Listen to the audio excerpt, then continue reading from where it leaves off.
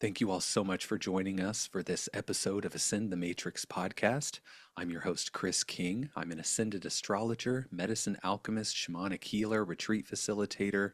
I do grid work, I do code work, I take people all over the world to host magical experiences, and I'm also so honored and grateful to have our guest here today, Crystal, and we are going to talk about all kinds of stuff. I can feel the portal opening, so we're going to ask our listeners before we get started to open your heart. Some of this information that may come through may be heady, it may come in really fast.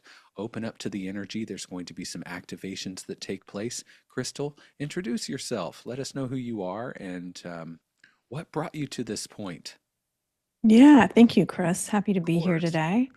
I'm the CEO and founder of SoulPod, which is a mobile app for the modern mystics out there, those who are awakening during this very important and potent time. Love This that. is a place for the awakening journey. So instead of thousands of practices not knowing where to start, we wanted to create a very intentional, very deep experience in our community. And so we get to know where you're at in your spiritual journey, and then we pair you with meditation and breath work over 21 rituals within a 30-day container with other light beings who are also on a similar path. And we're so excited about what we're building this year.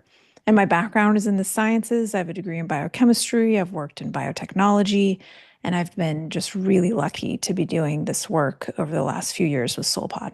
Yeah, I want to dive really deep into SoulPod. I want to get all the information about this because I'm thinking, oh my God, this sounds incredible. It sounds like social media for lightworkers, starseeds, mystics.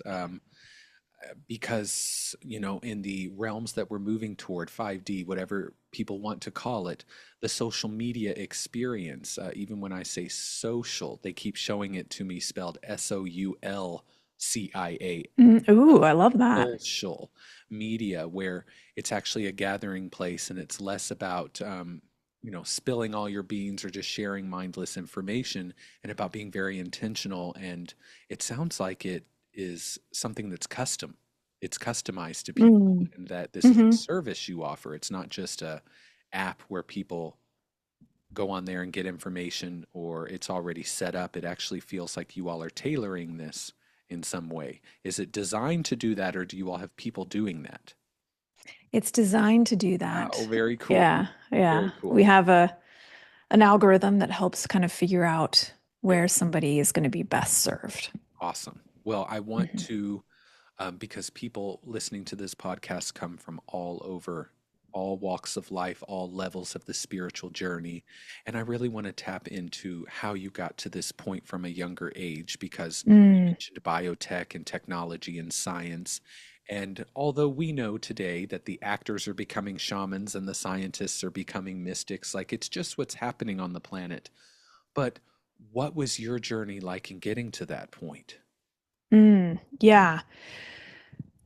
I was first exposed to meditation when I was 12. So I did a very traditional form of martial arts called Goju-Ryu for the enthusiast out there, How do you Okinawan spell that? based.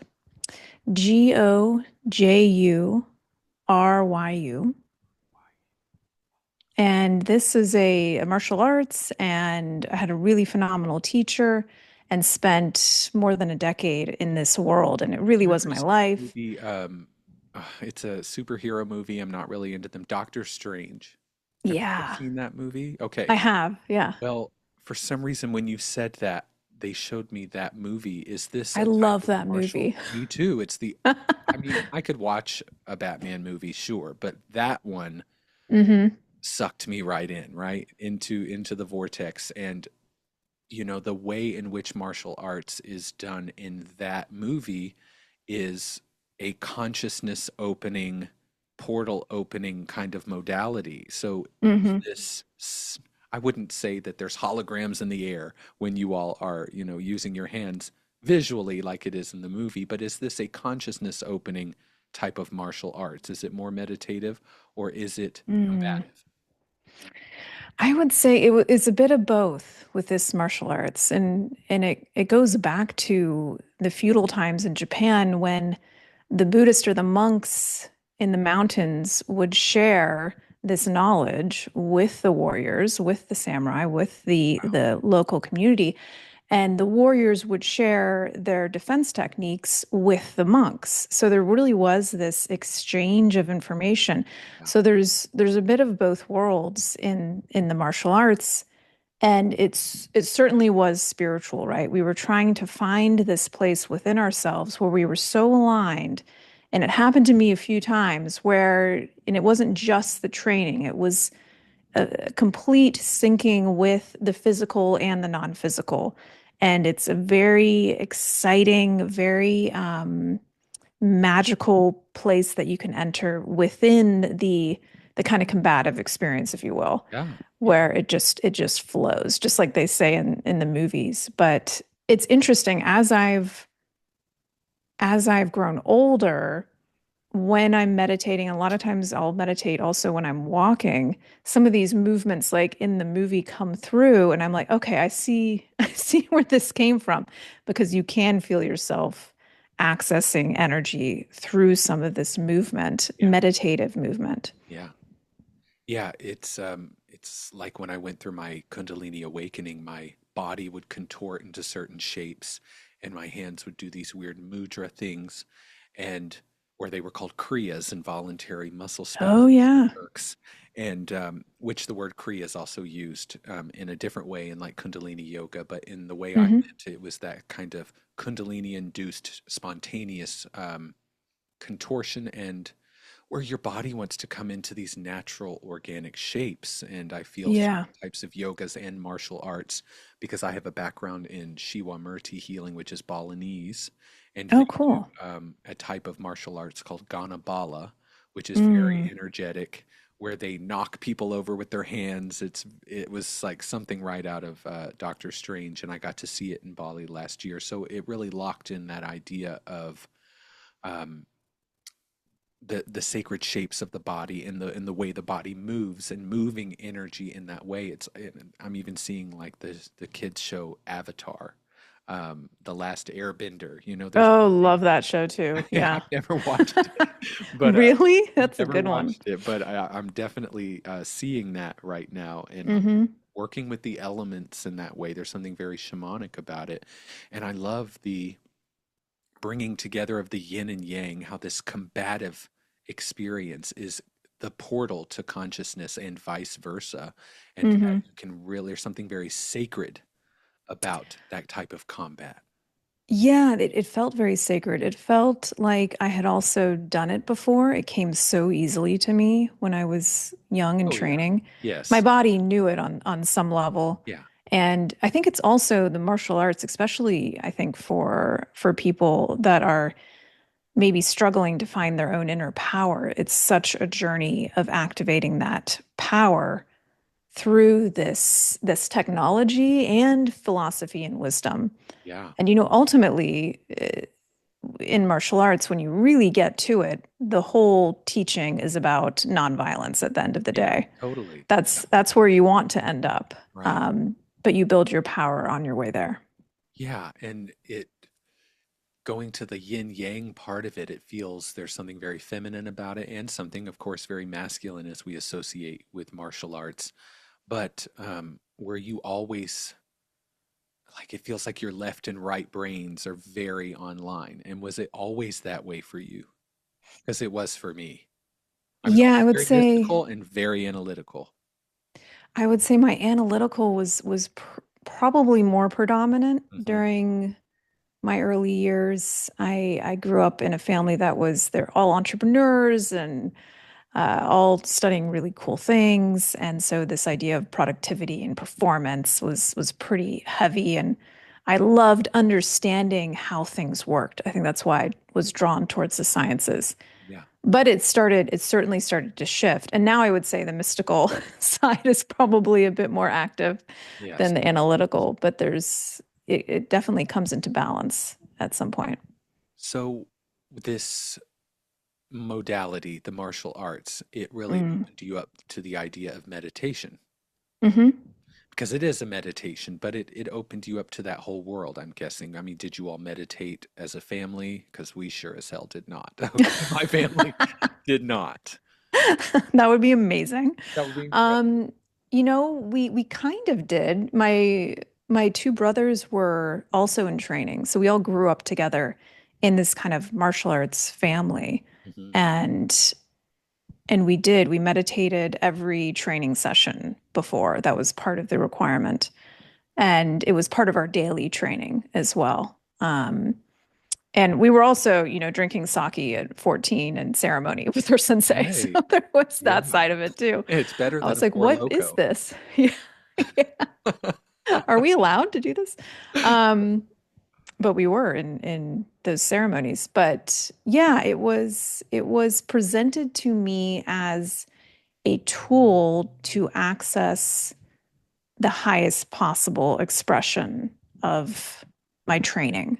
Yeah. Yeah. That's really how it was Even if it originally wasn't presented to me. spun like your highest timeline and your highest soul mission, it was the Right. highest version of you, the same way certain CEOs will give a conference to all of their, um, you know, not even just trainees, but their staff.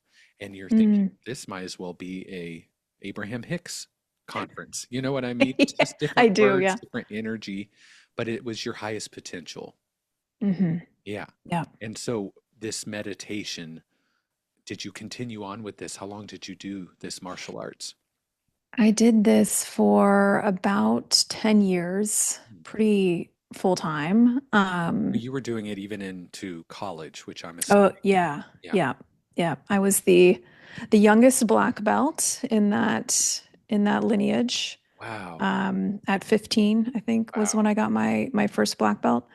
And So it and instills yeah, a type of discipline in you is well. yes. Mm, And I think that also helped with my spiritual journey because I knew absolutely. that over time, that's mastery requires some of that discipline and that determination. And I'm I think taking some martial of that arts taught medicine for me. me right now. I'm like, Yeah, remember, discipline. yeah. Because I'm very mystical. Okay. I'm like, none of it's real anyway. And so Well, that it isn't. discipline Yeah. helps to, well, but it at least helps you to anchor in the realities you're trying to create. So Yeah. like for me, I may be in a male body, but I've always identified as like dual gender, dressing up in, my mom's high heels and just always felt more Mm. like a female in certain ways than a male.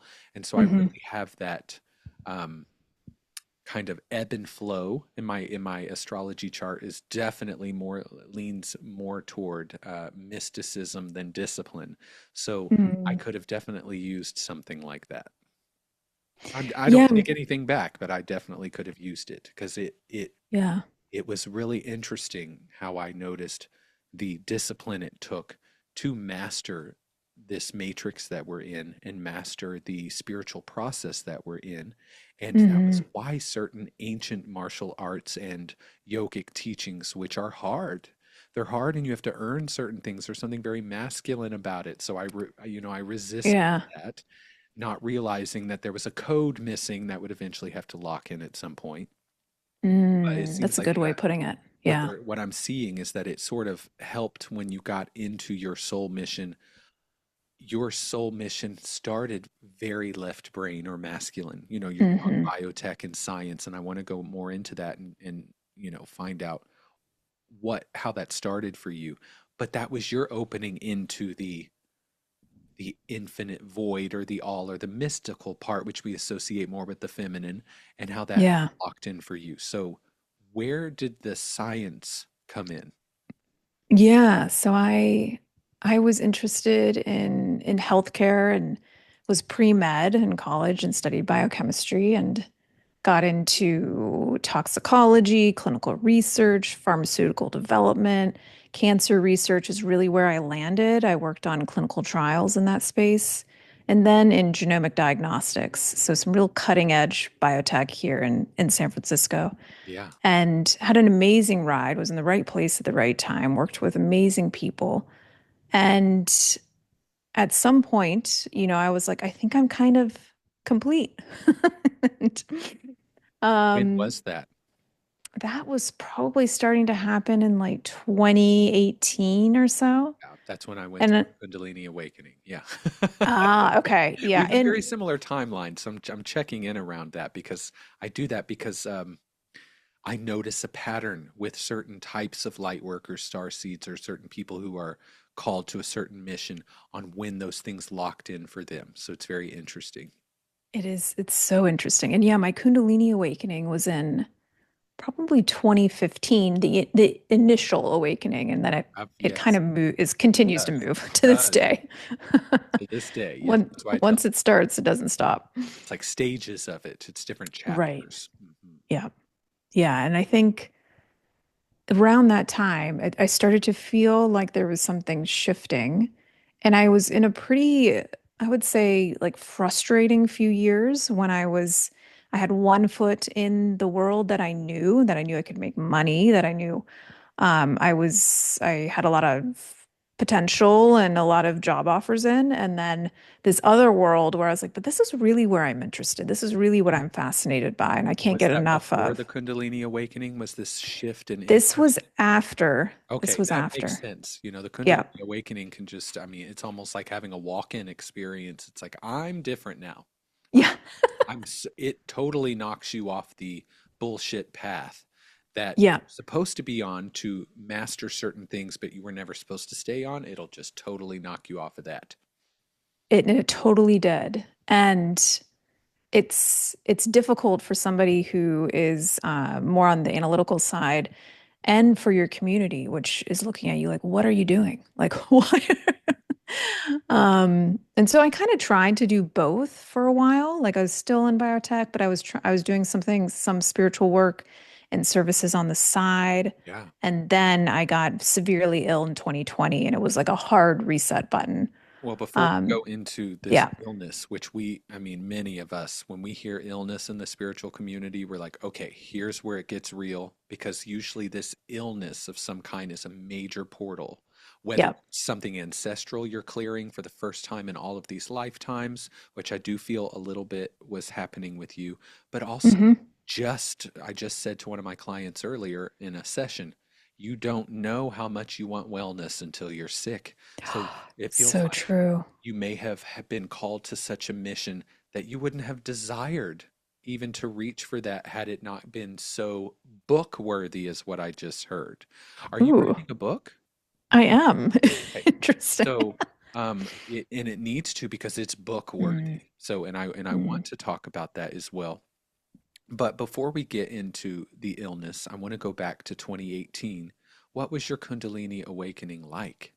Or sorry, that was in 2015. Um, 2015. I want to talk Yeah. about what was your Kundalini awakening like because mine Mm. was fucking terrifying. Yeah. Intense. Oh, I Yes. mean, I was suicidal. It came with Oh, wow. Okay. yes, suicidal ideation immediately from the moment it happened. It was spontaneous. Mm. So tell me about yours because everyone, we need to get as Yeah. many different anecdotal experiences out there so that when people Yeah. hear mine as so terrifying, I have people going, well, mine wasn't that intense. I must not have had a Kundalini awakening. You know how we all Mm. compare each other. People think, oh, Yeah. it's blissful. I must not be as spiritual as he is, which is all ridiculous. So I just want Yeah. to hear what your perspective and Yeah. experience I was. think, and this is what I tell students a lot of times, is that everybody has a different energetic constitution. So expecting that something like Kundalini awakening is going to look the same for everyone, I don't think lines up. Like Right. every experience is going to be unique, though there may be some themes that you'll see a lot of times. But for me, I had been meditating for at least, I don't know, 4 or 5 years every day at that point. So meditation was a part of my practice. I wasn't yet doing like hour, 2 hour meditations like I do now, but it was Right. like 20 minutes and I was doing a little bit of breath work. And all of a sudden I started feeling I call it spiritual heat in my pelvis. Like Yeah. it's not hot, hot. It's like this spiritual warmth. And I immediately was like, what is that? and, and I could feel, and I knew enough at that point to just stay with the experience. So I was like, okay, I'm not going to judge it. I'm just going to allow it. And it started to build and it started to move up into my lower spine.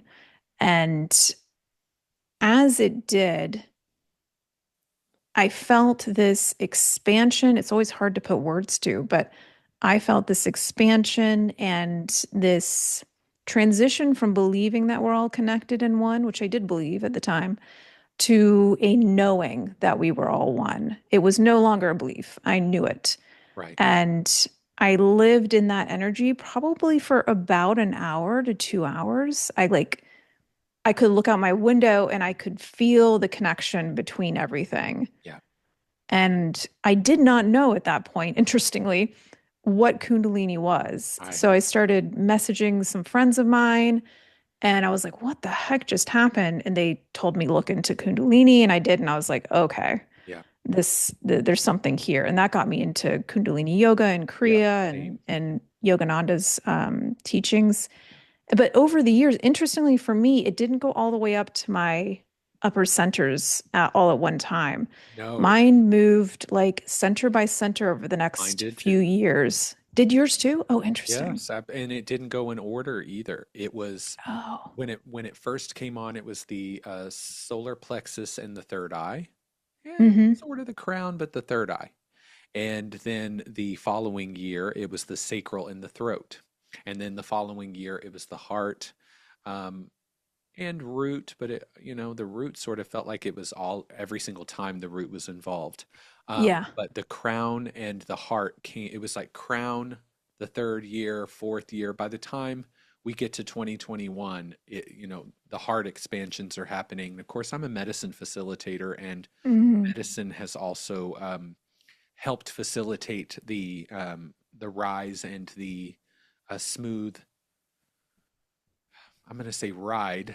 It wasn't always smooth, but like since Not then, always it's smooth. really smoothed a lot of it out, and it also helped to induce it. This is what I want to say to people. I had been meditating before. I've been Mm. meditating for years before that, but not consistently and not very often. Mm-hmm.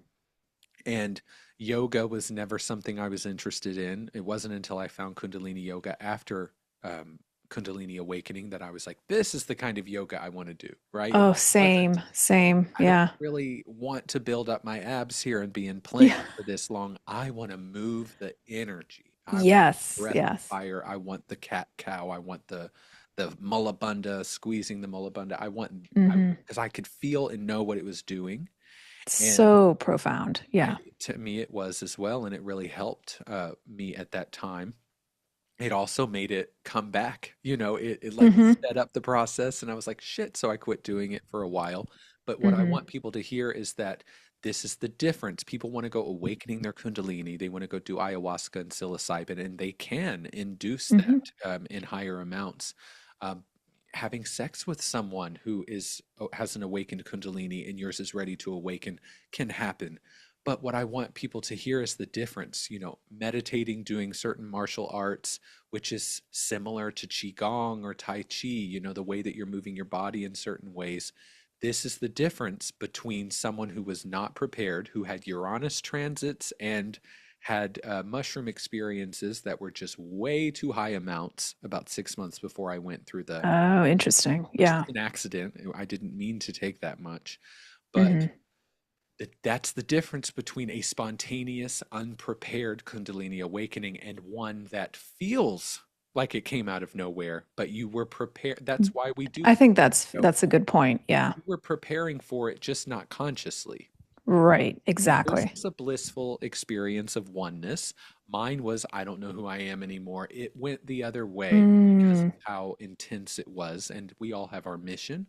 And Yeah. mission is not love and light, it is very much both. And so all of the dark things that came up or that I have done in other lives or had done in this one, everything came up to be seen in different ways. And um, it was a horrifying psychedelic journey and a Mm. beautiful psychedelic journey all in one, so it was a Yeah. whole gambit, and yours feels like over the years you had prepared your energetic body for it Mm. to awaken and then begin to rise, when mine was like something has to stop here, like we have to completely veer him onto a new course, and that was just Mm. the way in which I contracted to do it. I do not think it was an accident just Oh because yeah. it was spontaneous or I'm wondering if you agree with this or not. Do you think because one of the conversations I think is so great to have is the fear around the Kundalini awakening, and I certainly did have moments where it was a lot, yeah, where I was like, wait, am I going to come back into my totally. body? Right, Like it's right. um and difficult emotions. And each time it started to move, my external life dramatically shifted. I learned to expect that within 2 weeks of a big kind of movement into a new energy center. But do you think that how do you kind of think about the fear of the Kundalini awakening? Because you make a good point, right? On the one hand, if your energetic body and your physical body is kind of prepared, it could be a smoother experience. And then I've also talked to people who it is truly spontaneous and it's an intense experience, but ultimately is an experience that they needed on some level. Like you're Yes. not going to necessarily be served something you're not prepared for on some level. And sometimes that's a subconscious level. Yeah. But what do you think about the kind of the fear of that happening and how people may want to think about it? It feels valid totally Mm, because I would not trade my experience, yeah. but only because I'm the privileged one on the other side not going through it now. I would not choose to do it again. Mm, I that's not true necessarily. If that was the only way to do it and I had to choose it again, I would, right? hmm To be where I am now. But I'd probably go do some timeline work and go back and tell my 15-year-old self to do some yoga and but also it's just the way it happened, but I didn't sleep for 21 days. Oh my gosh. Yeah. Like Intense. it was one of the most terrifying and physically debilitating and just you want to talk about panic, but on a totally different level. I didn't Mm, have to, breathe into a brown bag. That it was a lightning bolt feeling inside of my hmm body, and it was just the most. Everything just became empty and meaningless, and that was because the mm, ego was dying, and I even understood concepts like that then. I was mm. I've been spiritual since I was in. But living it is a whole nother thing. Oh, I would not Yeah. choose to go through it again, going to doctors, getting my blood tested, and, constantly fighting suicidal thoughts and thinking, if I could go back and tell that person, you're going to Mm, be okay, I'd say a lot of the anxiety would have lessened. It just would have been like a 9 out of 10 rather than a 10 out of 10 because the hmm Kundalini just was lighting me up. Okay. Yeah. And the way it went into my different chakras and the blockages it was clearing so suddenly, it was like having a major breakout on your skin and thinking something hmm has got to be wrong when actually you're just being cleared out that fast. But when you're in it and you think, oh, this must be, oh, you should have seen all the tabs open on my computer. Oh Epstein-Barr yeah. virus and celery Oh cancer, yeah. Same. brain cancer. I mean, just it was Oh, the terrifying. hypochondria was real. Yeah. And hypochondria runs in my family, and that was being cleared as well. It was like it Yep. was gonna hit every single thing that it could. And um, as much as I went through, I'm like, I should be, an ascended master right now. This is not fair, but no, I'm just kidding.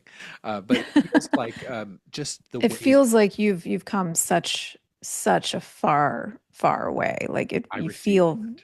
very powerful in your energy. Thank So I you. just want to recognize that. And I recognize that in you as well, because someone who's been through it, even though it may not have looked the same way, sees it in someone else differently. Mm, And these Kundalini awakenings, and I don't mean to pry all the way up into your energy, okay? But these Kundalini awakenings and these little bursts, these little mm, upgrades can also affect the relationships in our life mm, and hmm certain relationships that we are in at the time. Oh yeah. Um, I don't, you don't have to go any further into that, but I'll share something that's coming forward. So please do. interestingly, and I had met my now husband at in the same year that my Kundalini awakening happened. Yeah. They keep So wanting me to go into it. They were like, please ask about this relationship that happened around this. Yeah, yeah, yeah, that's I don't think I've ever talked about this or been asked about it. So it's an interesting question. But I met him in January of that year, and my Kundalini awakening was probably in May or June of that year. And it was interesting because so well for also a relationship of mine that had been toxic for 7 years. That was also Um, what they wanted to talk about. it What it for what people ended. to hear is that Yeah. as much as it can be hard, it can totally shift you out of something that that was actually a representation of something that had been playing out in your family line or in our Oh my gosh, it was very karmic. I yeah. definitely knew that relationship was karmic. And I had we had ended it uh in January. 2 weeks later, I met my now husband. So for any of you out there that are in these relationships where you know that it's karmic and you're playing out these patterns, it was so interesting to me. After 7 years of ending that, within 2 weeks, I met the person that was really meant for my energy and was going to ascend with me on my path. Yes, yes. And it's served me in so many ways. And I did have a hard conversation with him at first. I was like, I sat him down. Imagine this in like your first few months of dating, and I was like, listen, I'm awakening. And I am very spiritual, and he came from religious trauma and very Feel. intense Yeah. experiences in the church. And so we had to have a conversation about, are you going to be able to be in conversation with me about something that's very important to me? Doesn't necessarily mean you have to believe what I Be believe. able to hold it. Be able to hold it. And that was probably the biggest conversation in our early months was around that. And he said he thought about it seriously. And he Yeah. was like, you know what? I think I can. And interestingly, I had almost broken up with him when I went to a psychic, and this psychic was always like, um, very straightforward about the men that I was dating. But she said, I was like, I don't know if it's going to go further. And she was like, you know what? She's like, hold on. She's like, I see you decades from now waking up beside this person in deep, deep respect and reverence. And that kind of stopped me enough in my patterns to be like, oh, wait, let Yeah. me rethink this. And she's Yeah. so right that it's exactly what I needed. I'm And glad. even ayahuasca on our journey Yeah. together Yes, ma'am. Let's um, talk about that. said, yeah, she said, we're so happy for your engagement. And this was before I knew we were getting engaged. Yeah. Almost blew the surprise. So Yeah. it's been a very cute, aligned journey with him. Well, they're very clearly showing me that this is why when people come, I have people in my community, people that I've interviewed, people for years who get irritated when I talk about Kundalini and star seeds because they're like, I haven't had a Kundalini awakening, and they're actually bitter about it because they think it's a prerequisite to become to get into 5D or something. As Mm, humans, we just put so much of our 3D culture and limitations on this whole process, and they'll get yeah. irritated around it. And I say things like, you know what? What if you awakened the way I did in this lifetime in another lifetime so you don't have to do it in this one and you're actually ahead of me? Does that make Oh, you feel yeah. better? And it does because some of And them it does. resonate. And that's what they're saying about him. Oh, ooh, that resonates. Because although he may not be as mystical or as we need you to know you needed to go through the Kundalini awakening to rise to his frequency because Mm-hmm. on a Ooh, I just got human a level, chill. and that's what we want people to hear is that the energy knows and it knows what to do. And Mm, he also called forth the Kundalini awakening within you. But that sounds that really resonates. vain because you called him forth to call that forth. That's the goddess energy. You know what I mean? I'm going to I call do. forth the container that I can melt into where he may be holding it, but you still called it forth. So Mm-hmm. it's just yin and yang there, and that's what's so beautiful about those hierogamic divine unions that we come into. And they were very clear that that needed to happen for you, not just to be in a relationship with him, but that was contracted on a level for both because it you have Mm. also helped him embody certain things that he's been trying to reach through all of these activations in these different lifetimes. And you've given him a platform to do that as well. Oh, So that's beautiful. Thank you for I that. agree. And that's why we Yeah. want people to know, don't be afraid of Kundalini awakening. Yeah. Be Yeah. afraid of It's it, but be brave. be brave. I think that's definitely my experience is that it takes courage Yeah. on some level. And I remember when I got to my power center, it was very much this feeling of like, are you ready? Do you really want to do this? Yeah. And it is a choice on some level. Yeah. But I love that reflection. Thank you, You're because very it really resonates. And I've always thought that he's more evolved and spiritual than he you will admit to. know. Yes, because a lot Yeah. of them, those divine masculines, they're they came to be a tree, which is such a spiritual gift to be that. We think that the one waving the wand and doing all this stuff is the one doing it. Actually, it's the one grounding her back into Mm. herself because we came to be physical. So Hmm. we didn't come to be physical and be totally asleep and be mind controlled by the matrix. There's a Yeah, difference. We came to be so embodied that we don't even think about crystals and sage because nothing just sticks to me. And I'm exactly. jealous of motherfuckers like that. Okay, because I'm very much in my woman a lot and in my witch and priestess, and it sticks to me. Yeah. Okay. Okay. Yeah, there's been some things I've had to We're work through. transmuters. It Yeah, has to be yeah. that way. And so as a transmuter and um as ancestral witches and priestesses that we are, Mm. we end up going through things like illnesses, Hmm. strange illnesses that can come out of nowhere that even no one in our family line had that exact illness, but it's like a conglomeration of all the trauma and the pain from the mother's side. And I am reading you a little bit, and I'm sorry, I'm trying to just use examples. Oh, no, no, no. You're right on the mark there.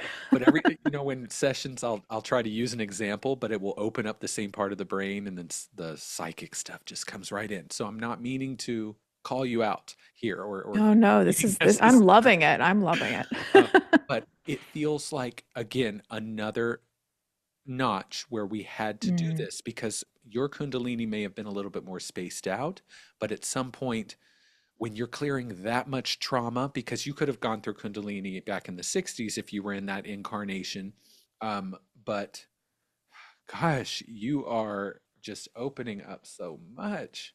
Do you have a fascination with like earlier times, like the 50s and the 60s and the 19th century? Yeah, yeah. World War II times too, I come to a lot.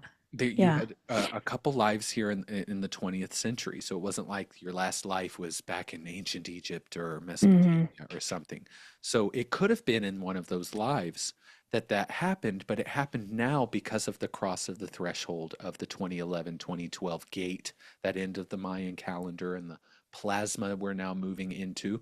So it wasn't just going to be any Kundalini awakening, it was going to be one where also the earth was going to awaken with you.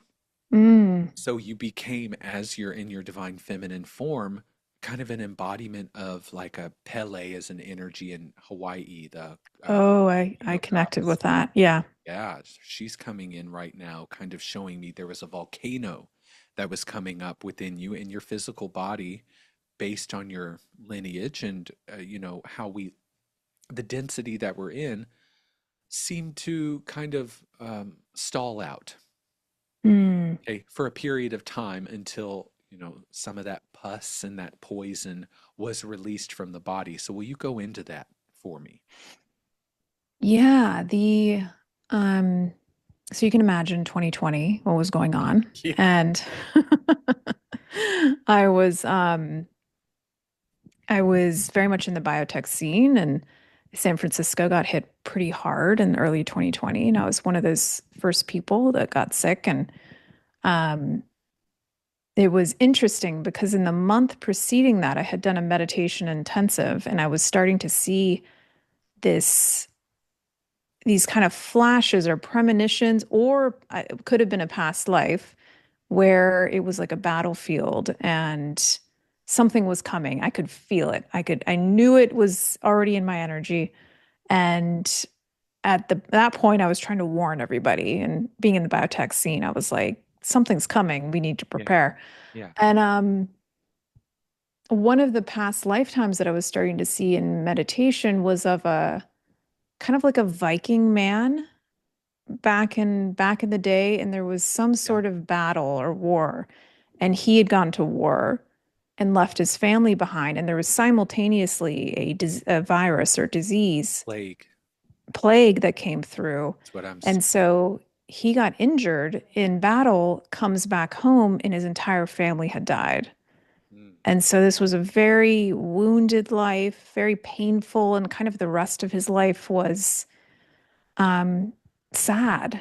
and despondent. And when I got sick, I immediately knew that it was tied to this karma.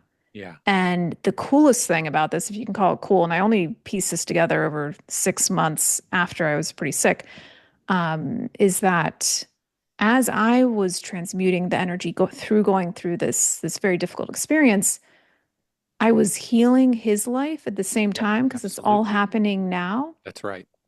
And the coolest thing was at the very end when I was working with this lifetime and I was kind of looking down on him, and he had found a new purpose after all that had happened and kind of turned into this village wise man, and the children loved him, and he had found, I think, a new wife.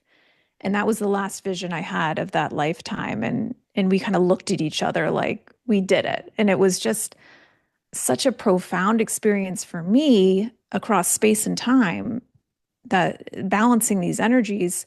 But for me personally, in the experience, it was very difficult. Totally. Like, physically very difficult. My cardiovascular system was failing. My neurological system was failing. I was in Yeah. quarantine. Yeah. That's right now. I'm trying to remove energy I'm feeling like inside of my skull. Oh, Uh, my head. oh gosh. Yeah. And even my vision is being affected almost the way like I can't even keep my eyes open sometimes or Oh, the fatigue. I had this for a year. I had this oh brain gosh. fog. How did Yeah, you it not was, think that it was never going to end?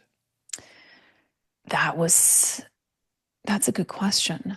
Because as much faith as I have and as much shit as I've been through, they ended up going so incredibly well and ended up, you go through Kundalini awakening, but now you're this psychic shamanic healer with all the with this grand soul mission.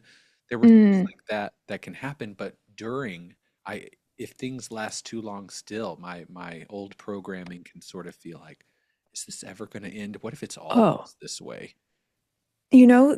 that's a really good question. And there was a part of me that was not going to allow that to be a possibility. I Ooh, was like, that's just not going to be my story. And I never really let myself go there to think that beautiful. this was what it was going to be. And I'll share something else from that experience, which I think played into it. When I had gotten home from the hospital and I finally was able to walk to our fire escape, which was an accomplishment in and of itself, Oh, yeah. I had sat down on our little chair on the fire escape, and I looked up at the sky, and it was this beautiful blue sky. And it sounds so simple, but it was a profound moment of peace. And I knew at that point, I was like, I'm going to be okay. Yeah. And I thought about that in the years following. I was like, that was such a pivotal moment that I don't quite understand. And then I was in a meditation this past year, and I was probably like 3 hours into a meditation, and I astral traveled. I was just about to say this. It's like it was your future self. It was you It was me. I was there on the fire escape. telling her it was all going to be okay. Yeah, I know, I that saw was, it. It's really, oh, it wow. happened with me too. That's why I'm able to, I've had many experiences where my future self has come to me and rubbed the back of my head. And I've even Yeah. now been that future self a couple times so far, where I've been in a medicine journey or meditation and gone back and been like, oh my God, I'm doing it right now. That moment Yeah, was like, who is that?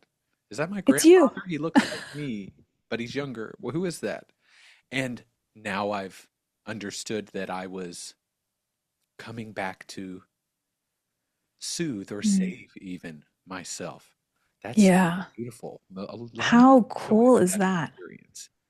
Mm. It makes me feel like, you know what? I love all these people, but I'm so good with myself. Not that I don't have people, but just having other aspects of yourself. Like in a medicine journey, sometimes you can feel like you're split and your ego's here, your higher self's here, someone's Mm. watching the whole thing from over here, and you just don't feel lonely anymore.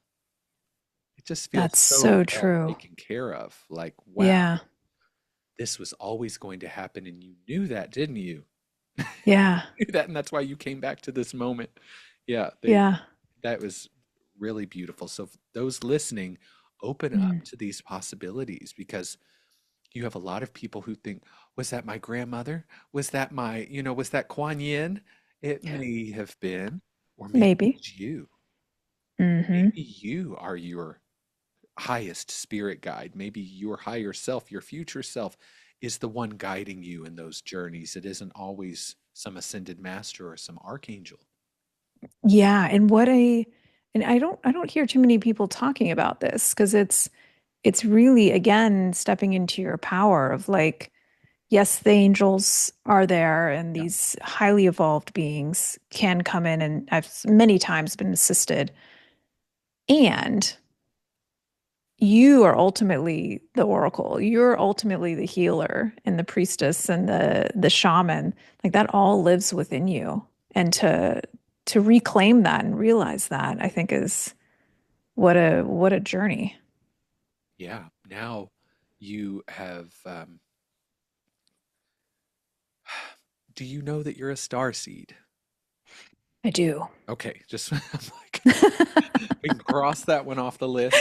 So, I feel like it's possible that we have either um, come from somewhere similar or have, on this, there's all these quilts that the star seeds make. We make a big quilt, but there's different fabrics in that quilt, and you've got, your blue rays and your violet rays and your Pleiadians and Arcturians, and we've been multiple of those things, and people don't realize that, like I come from the violet ray, if you want to call it that, or a violet Hmm. ray, a big violet star.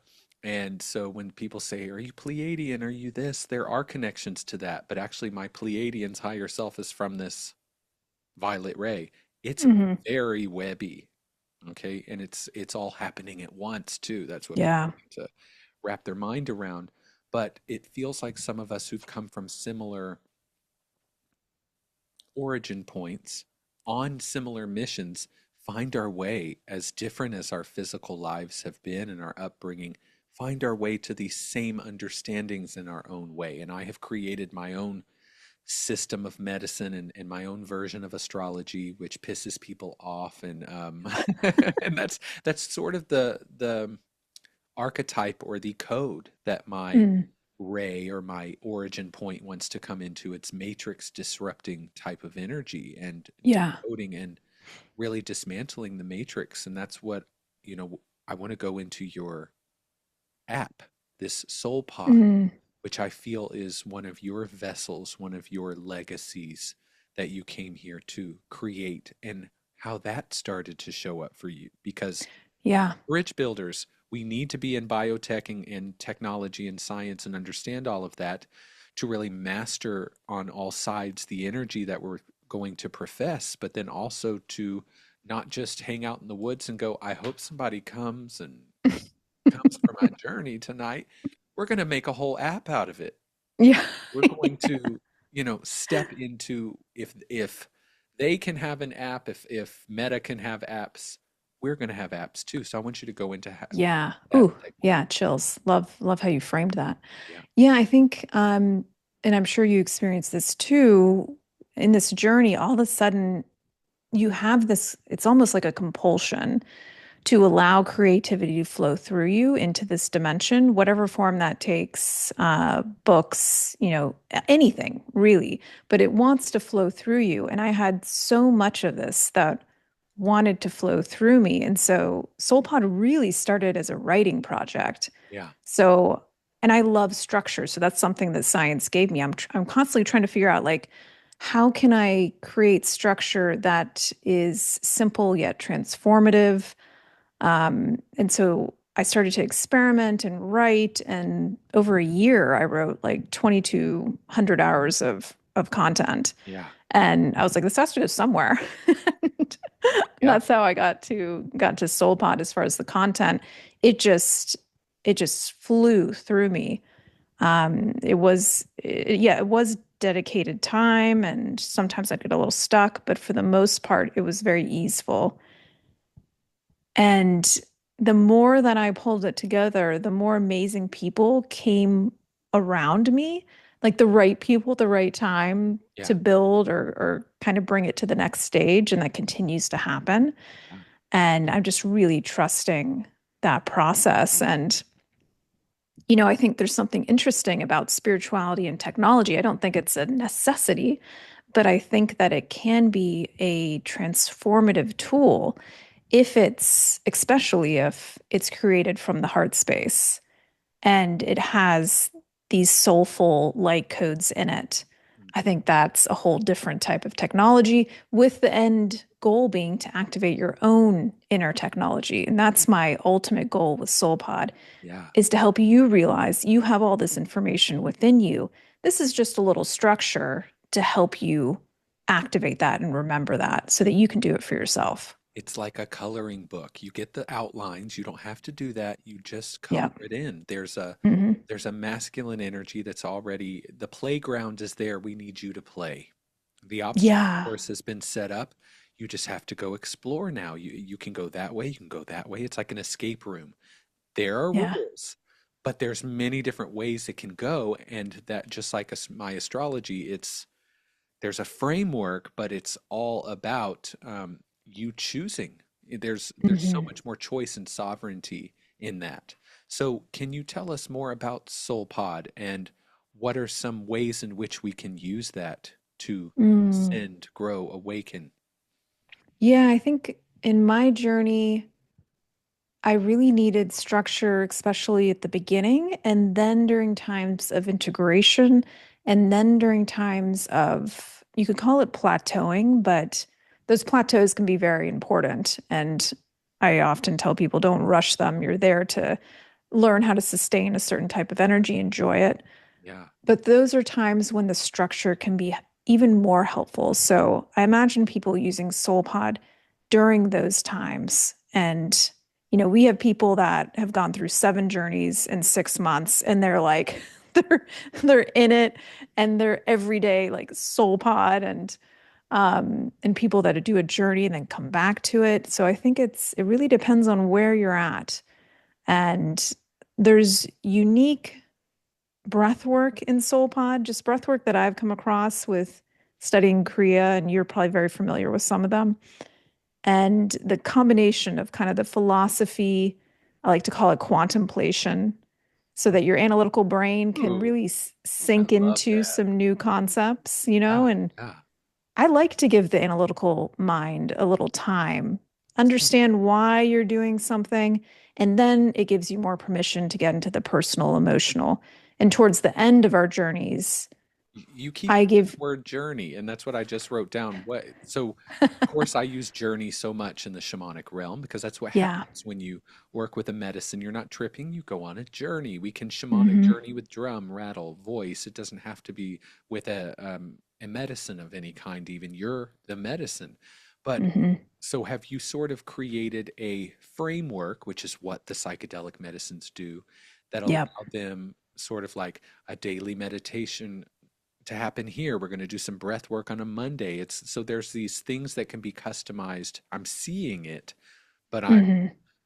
I'm curious, is that why you're calling it a journey? Because it's even like a client journey on the business side. It's like, this is where it's going to start, this is where it's going to take you, this is where it's going to end, and you can flow through that, but you're tethered to the You're tethered. Yeah. Yeah. And this is all within a 30-day container. So there's a little bit of pressure there to see if you can do these 21 rituals over 30 days. And if you don't, that's also okay. You can come back to it. yeah. But The journey itself, I really view it as at the beginning, the analytical mind, giving it some new concepts to integrate some themes that might be super relevant to what you're going through right now.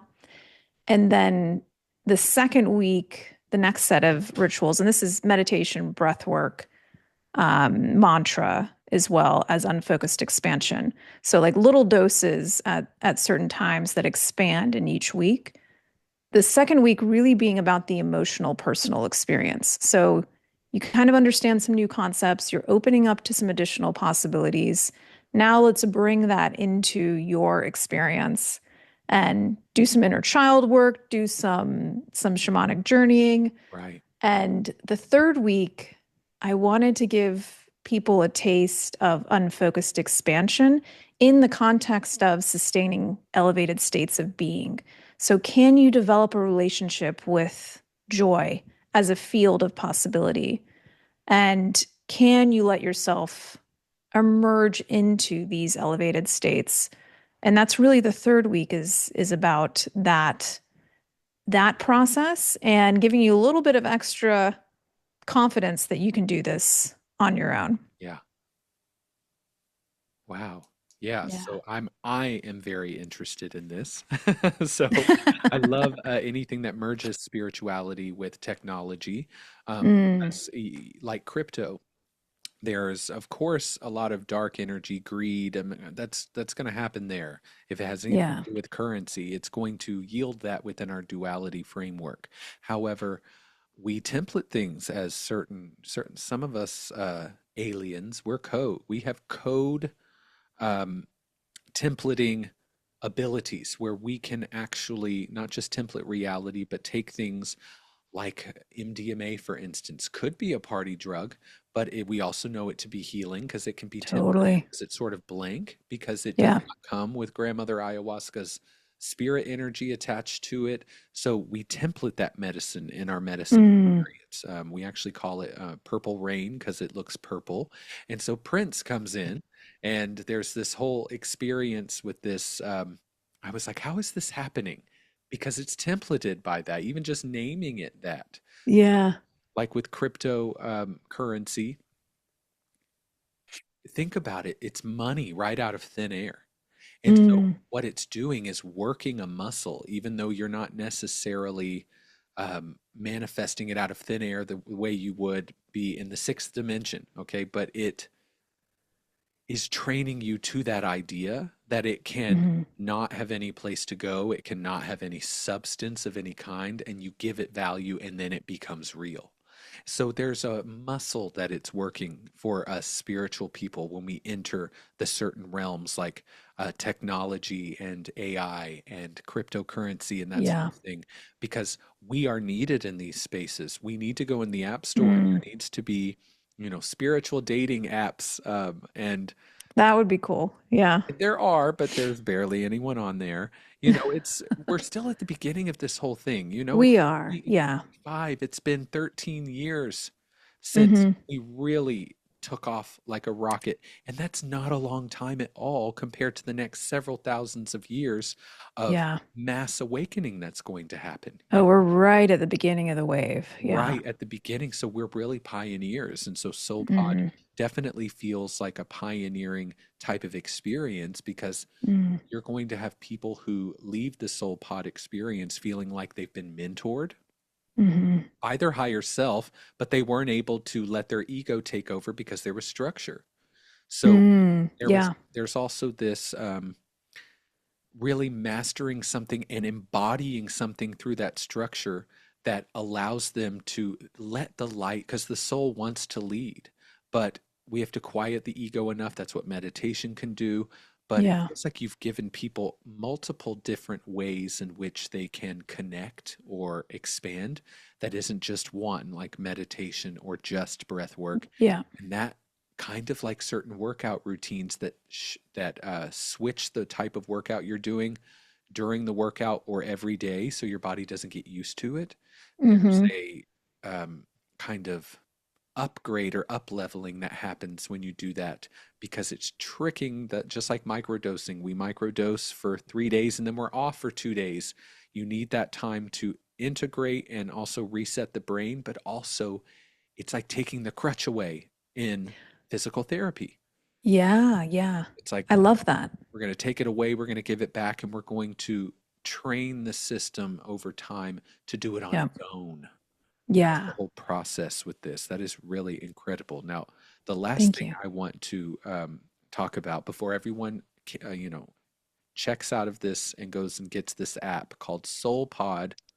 Okay, we're all gonna. If you're listening right now, you're gonna go download it right now. Okay, Right now. um, but I want to talk about if you would like to share about the book projects, because if you do not know that there's multiple, Oh my um, God. You're good. You're good. that there will be, I'm seeing three, who knows, at least in this Mm, realm. We want you hmm. to know that it does not have to all fit into one, and it doesn't have to be in this way. You know how it is when you Yeah. paint and you start to paint and you're like Bob Ross, you're like, oh, I messed up, but I'm going to turn that into a bird. Hmm. It becomes an entirely new painting because you go, oh, this is actually supposed to be an ocean, not a forest. But not Hmm. until you get started, not until you're Yeah. halfway through the book. So, can you share anything about or want to share anything about these? Yeah, it's so cool that you picked up on that because I don't talk about it too much. But And it's okay. I don't want to put you on the spot. I oh do, no, I love but it. they want me to talk about it. So, Yeah. Yeah, it's definitely been something coming into my space from multiple angles, but I was on a run probably, I don't know, 2013 or so.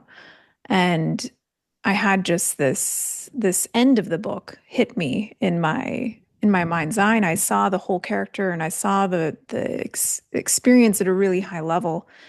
And I knew it was an emotional experience. And so I was like crying on my run. Like it made no sense. yeah, But I knew that for me, that was inspiration connecting with me. And there was something very important in that vision. yeah, And at first, I was going to write it into a screenplay. It's science fiction. So both of my worlds kind of coming together. yeah, And, I've worked on it now for over 8 years. So it's been a long time. And it's, to your point, evolved a lot. And it seems like I was supposed to learn certain things at certain times that would inform the next iteration.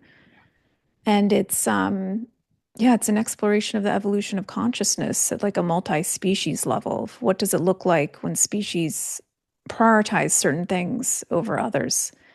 And I'm pretty sure the characters that I'm tapping into are actual entities, actual yes, beings, yes, and they're working through me. And so my job is to really serve this energy, this information as well as I can.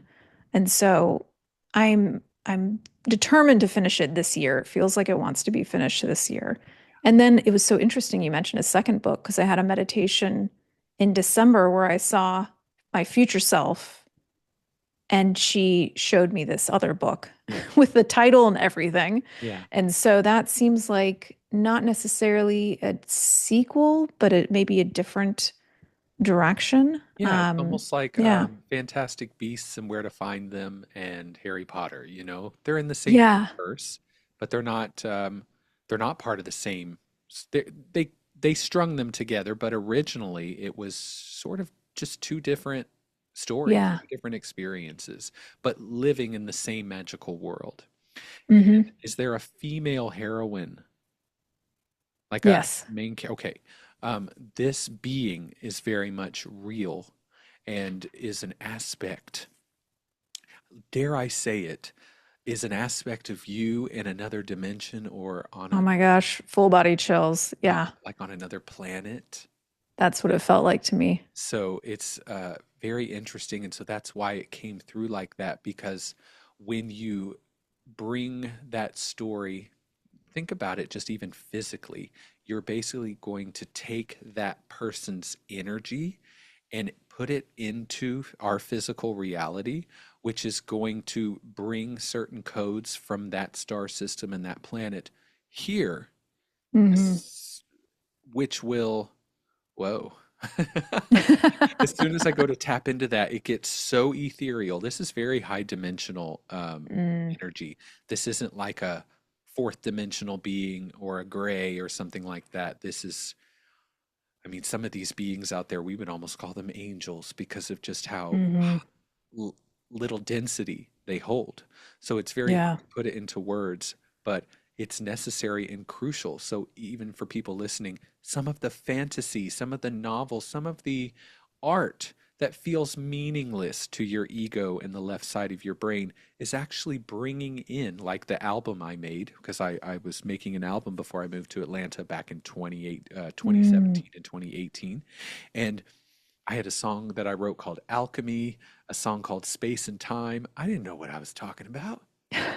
You know, my golden DNA and being the chosen one, it was just supposed to be cool Oh, and I love it. artsy. I had no idea I was prophecy, Channeling. yes, channeling and bringing, sort of manifesting what was going to happen, but also just Yeah. receiving as well. So it's important that we also get into our human heart and our flow and into our creativity because people really get into the left side of their brain going and looking for their soul mission when it is so in your heart and so in the creativity. That's why you chose to come here and be human as well, because that other realm we're trying to pull in through this book the new codes and the way that they operate in that type of density level so we can reach to that. But they're Mm. super interested in the way we can create at this density level Hmm. and how we feel, and the way we operate is so juicy to them. So they don't Hmm. see us as less than and we need help. They just want to get in here too. Yeah, Yeah. absolutely. Yeah. That's such a beautiful reflection. Thank you. You're very welcome. Is there anything you want to share with us? Because I'm going to have you back on at some point. But is there I anything would right love now to. that's on your heart that you want to share? Hmm.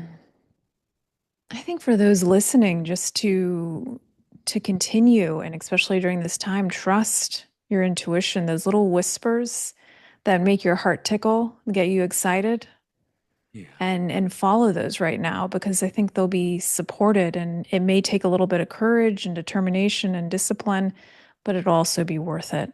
And sending so much love to all of you out there. And Chrys, thank you. This has been really a joy today. Yes. I feel the same way. And everyone, please go download the app SoulPod. And they probably already have because I told them to.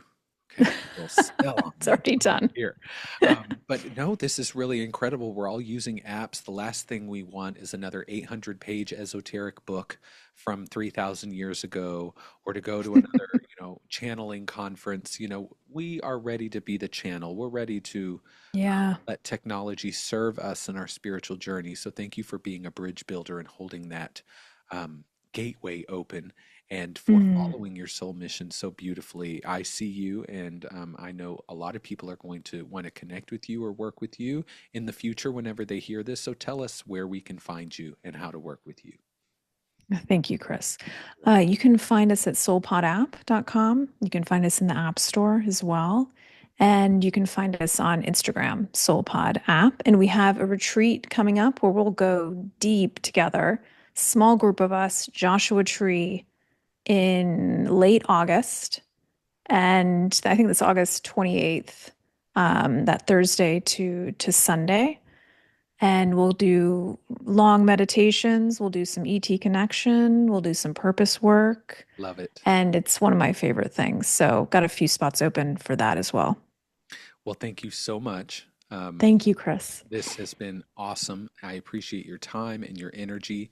And Mm. if anyone is curious about working with me or the work that I do, you can go. I have 3 websites now, ChrysKyng.com if you are interested in spiritual business mentorship, getting a website made for you. I love helping spiritual entrepreneurs.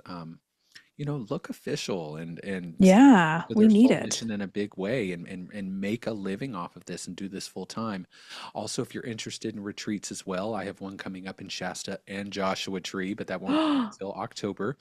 And Yay. you can go to the Medicine Alchemist, or it's just medicinealchemist.com if you're interested in microdosing and retreats and shamanic work. And then if you are interested in a new form of astrology that breaks you out of the matrix and doesn't lock you into it, please go to ascended-astrology.com. We do readings. I have courses and all kinds of information, chart reports on there for you. And you can look up both of your false matrix and ascended matrix charts right on the website. Thank you all for joining us for Ascend the Matrix, and we'll see you next time.